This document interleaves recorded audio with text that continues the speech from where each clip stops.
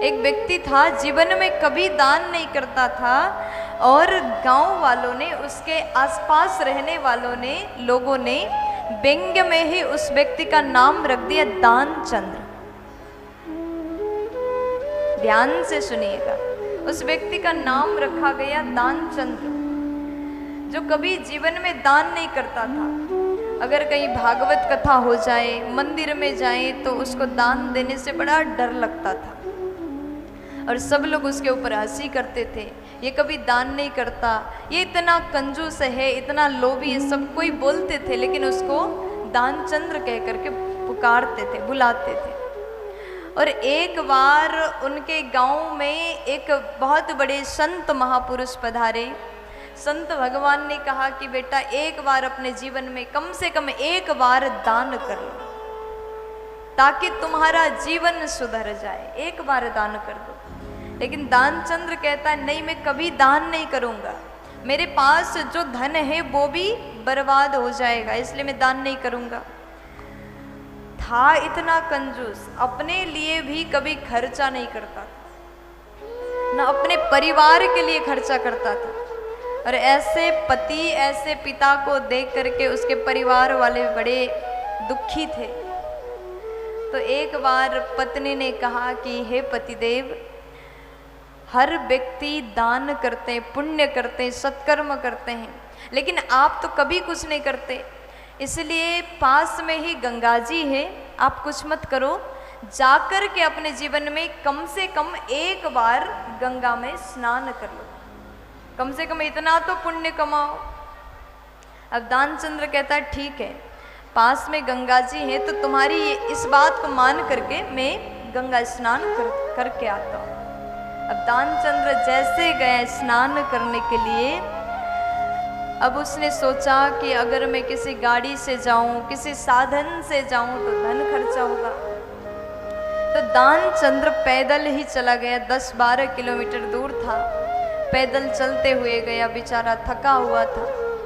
और जैसे गंगा जी के किनारे गया, तो वहाँ पर बहुत से लोग स्नान कर रहे थे, और स्नान के साथ में थोड़ा बहुत दान पुण्य भी कर रहे थे। उसने देखा वहाँ पंडा जी खड़े हैं, और पंडा जी जो भी यजमान स्नान करके आए तो उनके नाम का थोड़ा पूजन कराते, और थोड़ा सा पैसा भी ले लेते, दान भी ले लेते हैं। तो उसने सोचा, यहाँ तो अगर मैं नहाऊंगा तो फंस जाऊंगा, इसलिए मैं यहाँ नहीं नहाऊंगा, थोड़ा दूर जाऊंगा, जहाँ खाली मिले वहीं स्नान करूंगा। अब दानचंद्र जैसे आगे गया तो उसने देखा कि एक घाट खाली। कौन सी?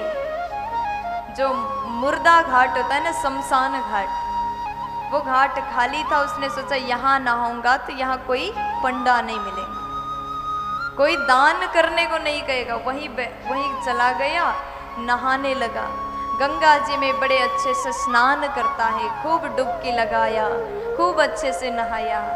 और भगवान ने सोचा, ये कितना कंजूस है, गंगा जी में आने के बाद भी इसके मन में जो लोभ है वो खत्म नहीं हुआ। अब जैसे स्नान करके बाहर आता है तो भगवान स्वयं पंडा बन के वहां प्रकट हो गए।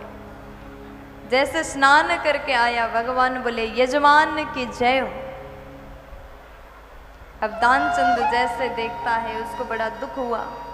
मैंने सोचा था कि मुर्दे घाट में तो, मुर्दा वाला घाट में तो खाली होगा, यहाँ भी पंडा आ गया। अब भगवान स्वयं पंडा बन के आए थे। भगवान ने कहा कि देखो दानचंद, स्नान किया है तो थोड़ा सा दान पुण्य और कर लो। अब दानचंद्र ने कहा कि कैसे दान करूं? देखो, मैं कुछ नहीं दे सकता, मैंने सोचा था कम से कम यहाँ तो खाली होगा, इसलिए मैं आया था। लेकिन भगवान बोले, मैं यहीं पर रहता हूँ, मुझे ज़्यादा नहीं चाहिए, मैं बहुत संतुष्ट पंडा हूँ, इसलिए मैं तो यहीं रहता हूँ। कभी कभी कोई यजमान आ जाते हैं, और ऐसे यजमान आते हैं जो साल भर का एक साथ दे के चले जाते हैं। अब दानचंद्र कहता, साल भर का? अब भगवान बोले, साल भर का।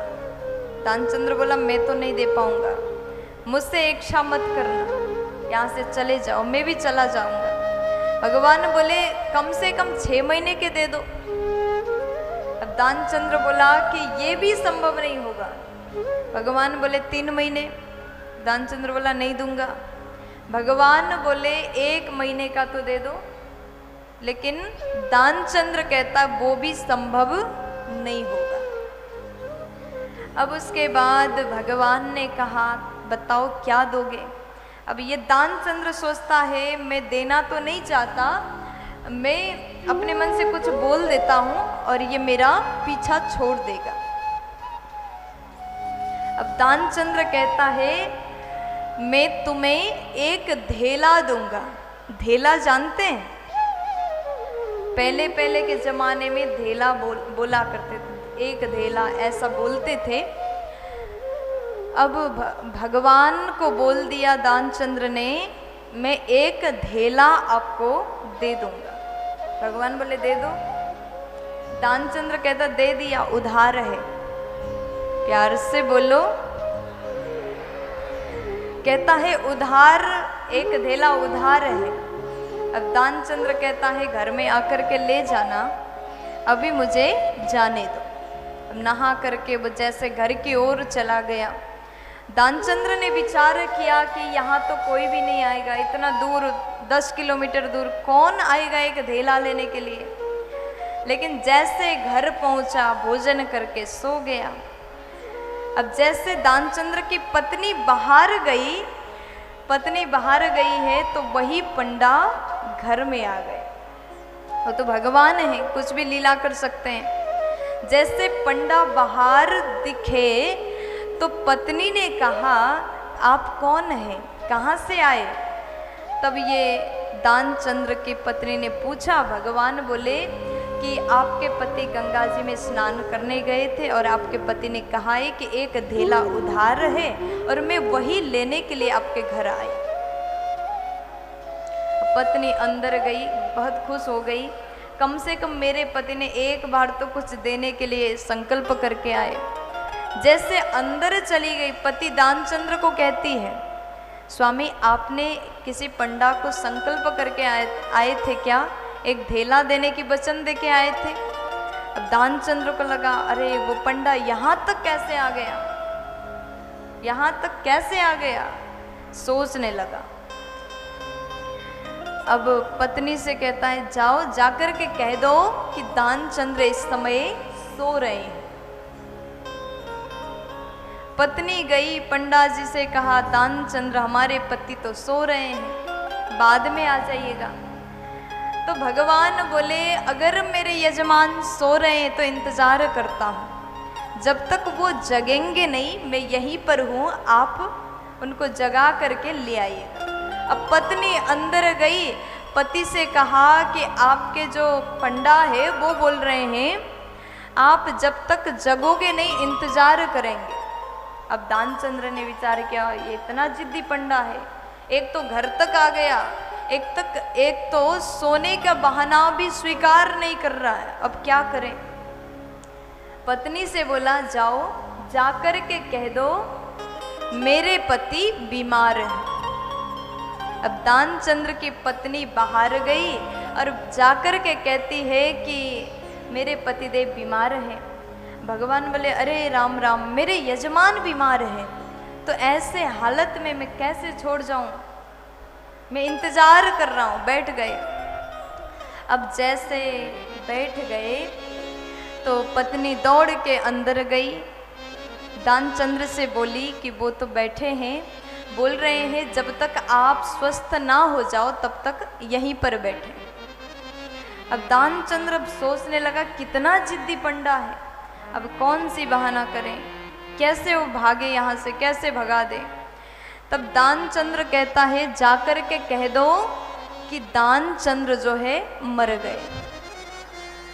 अब पत्नी गई, यजमान जी की पत्नी चली गई, पंडा जी से कहा कि हमारे पति, अब देखो ऐसी गंभीर बात जाकर के सीधा बोल भी नहीं सकते। अब उसने थोड़ा सा एक्टिंग किया, अब तो थोड़ा बहुत रोना भी पड़ता है। पति जब मर गए ऐसा कहना है तो थोड़ा सा रोते हुए थोड़ा सा नाटक किया और जाकर के रोती रोती बोली कि हे पंडा जी, हमारे पति तो चले गए। रोते रोते कहती है। अब भगवान बोले, अरे राम राम, ऐसा कैसे हो सकता है? मेरे यजमान खत्म हो गए तो ऐसे में कैसे चला जाऊं? मुझे बहुत दुख हो रहा है। अब तो मैं अंतिम संस्कार करके ही जाऊंगा, अंतिम संस्कार करके ही जाऊंगा। देवी चिंता मत करो, संसार में जो आता है उसे तो जाना ही पड़ता है, आप रो मत। लेकिन मैं आपका इस समय मदद करूंगा, सहयोग करूंगा। आप ऐसे अवस्था में किसको बुलाने के लिए जाओगे? एक काम करता हूँ, पूरे गांव वालों को मैं ही बुला करके लाता हूँ ताकि शमशान घाट ले जाने में सहयोग मिले। अब ये दानचंद्र अपना श्वास रोक करके पड़ा। अब भगवान सबके घर में गए, दानचंद्र खत्म हो गए, सबको खबर दे दिया। सब दौड़ के आए, दानचंद्र के आसपास सब पहुंचे। दानचंद्र को जल्दी से बाहर ले जाया गया, लेटा दिया गया और उसके ऊपर वो वस्त्र डाल दिया। फिर दानचंद्र श्वास रोक करके तब से पड़ा है, घंटों बीत गया, श्वास खोल नहीं रहा। जैसे उसको पता चलता आसपास कोई है तो श्वास बंद करता है, और जैसे पता चलता आसपास कोई नहीं है तो अपना श्वास लेता है। नाटक कर रहा था। और जैसे उसको उठाया गया, 4 लोगों ने कंधे पर उठाया, अर्थी में रख के शमशान घाट में ले जाया गया। लेकिन दानचंद्र ने अपना श्वास खोला नहीं, बहुत जिद्दी था। पत्नी खूब रोने लगी। जैसे पति को ले जा रहे थे, पत्नी बोली, अरे छोड़ दीजिए, ये नाटक कर रहे हैं, मरे नहीं है, सच में मरे नहीं है, ये जीवित हैं। लेकिन गांव वाले बोले, देवी सब यही कहते हैं। जब अपने कोई मर जाते हैं ना तो सबको लगता है कि हमारे ये मरे नहीं है, जीवित है, हमारे पास में है, ऐसा सबको लगता है। ये तो माया है, लेकिन मरना तो संसार का नियम है, इसलिए चिंता मत करो। सबने संभाला, समझाया, लेकिन किसी ने ये नहीं समझा कि पत्नी सही में रो रही है। और जैसे शमशान घाट में ले गए, गांव वालों ने आग लगाना प्रारंभ किया। जैसे लकड़ी जलना शुरू हो जाता है, लगाने ही वाले थे, पास ले गए। भगवान बोले, ये इतना जिद्दी है, ये सच में जल जाएगा, लेकिन आँख नहीं खोलेगा, श्वास नहीं खोलेगा।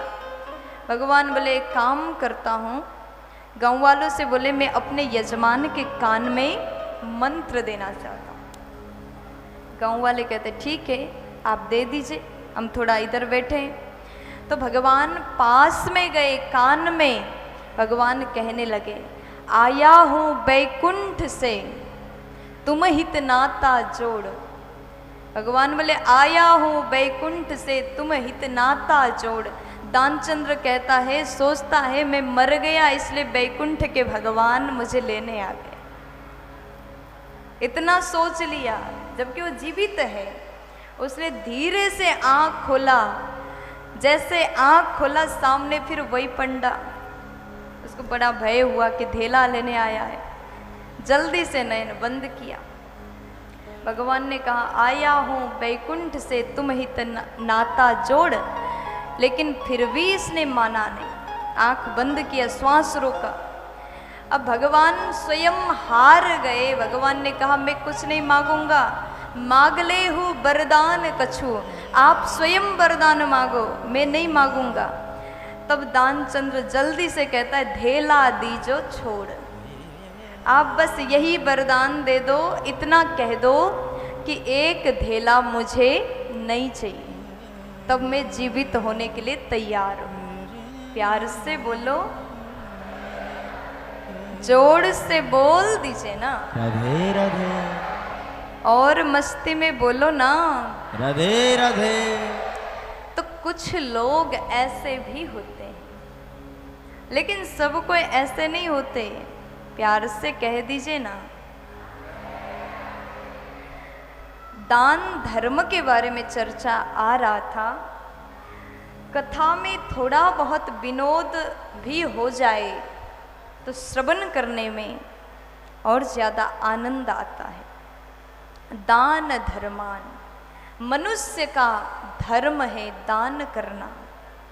हर मनुष्य को दान रूपी धर्म से जुड़ना चाहिए। दान करना हर मनुष्य का धर्म है।